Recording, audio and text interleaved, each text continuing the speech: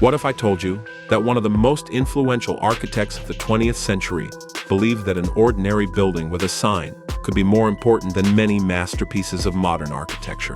Or something even stranger. He argued that if you want to learn architecture, you don't have to travel to Rome or Athens. You should go to Las Vegas, a city filled with neon lights, billboards, advertisements, and casinos. Why would a serious architectural theorist choose a city like this as a model for learning? To answer that question, we first need to meet Robert Venturi.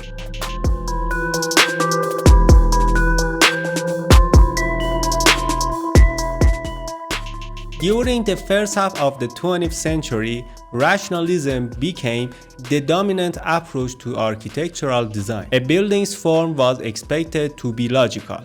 Its design had to be clear, functional, and easy to explain. But toward the end of the century, a fundamental question emerged. What if rationality alone isn't enough? Drake will explain. With the rise of postmodernism, even the idea of reason itself was questioned.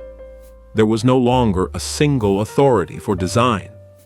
No universal language, no single goal. This is where Robert Venturi enters the story. Many historians consider him the most influential architectural theorist after Le Corbusier.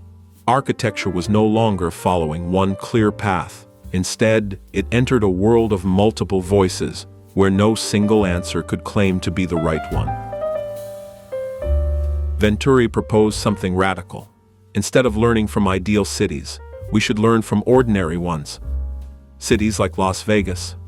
At first glance, it seems chaotic, commercial, and even superficial.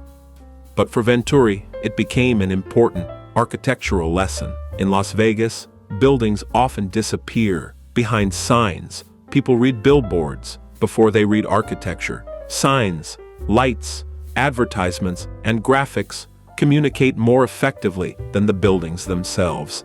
Here, meaning does not come from form, it comes from symbols. In other words, architecture is not only about physical forms. Sometimes the information carried by sounds is more important than the building itself. Venturi argued that symbols are part of contemporary reality.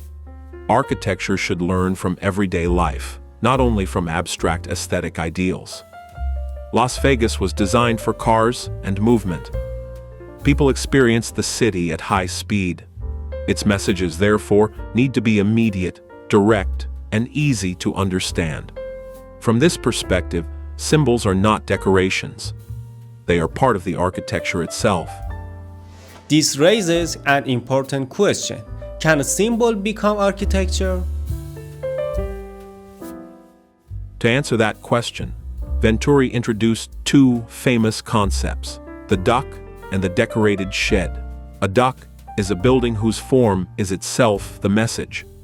Its shape expresses its meaning. The entire building becomes a symbol or a sculpture. Imagine a building literally shaped like a duck. A decorated shed, however, is different. The building itself remains simple. Its identity is communicated through signs, graphics, or decoration.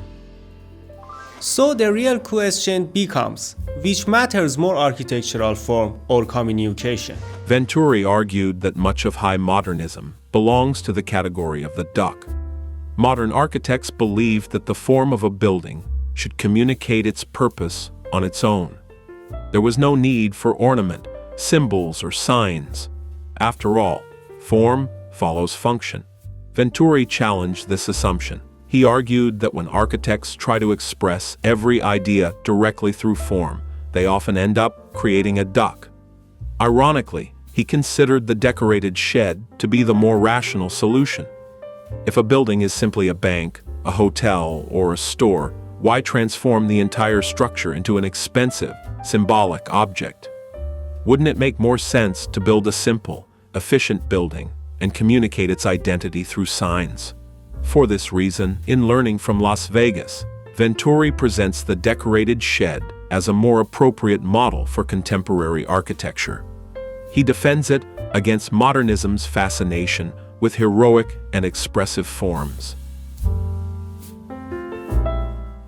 To illustrate this idea, Venturi compares two projects. his own guild house and Crawford Manor, designed by Paul Rudolph. Both were housing projects for elderly residents. At Guild House, Venturi placed a television antenna on top of the building. It functions as a straightforward symbol of the residents' everyday lives. Crawford Manor, by contrast, features dramatic forms, heavy balconies, and rough, exposed concrete. Both buildings serve the same purpose, but they speak completely different architectural languages. According to Venturi, Crawford Manor relies on unnecessary, formal complexity. The balconies project dramatically from the facade.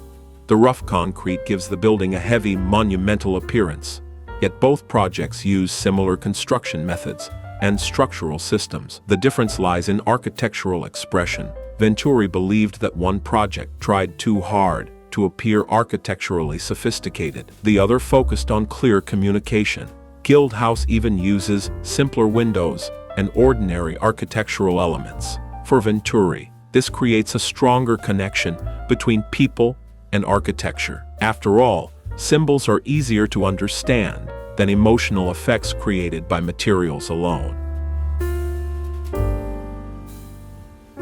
In 1967, Robert Venturi designed the National Football Hall of Fame.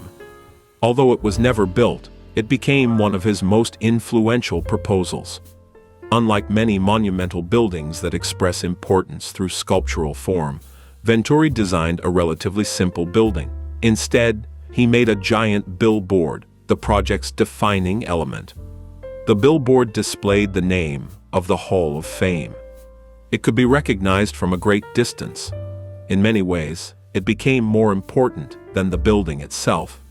Here, the architecture functions as a container. The billboard becomes the medium of communication.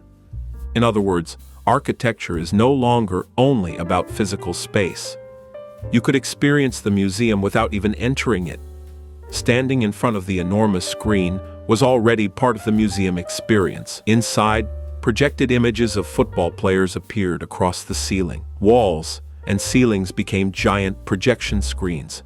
For Venturi, architecture is not simply about designing form. It is about designing a system of communication. In Venturi's view, people notice the sign before they experience the building. He showed that meaning is not always hidden within form. Sometimes it exists on the surface, in a sign, in a billboard, or in the everyday language of the city. Venturi's ideas do not make architecture simpler. They make it more realistic. And one question still remains. What are we building today? A dock or decorated shed? Thanks for watching this video.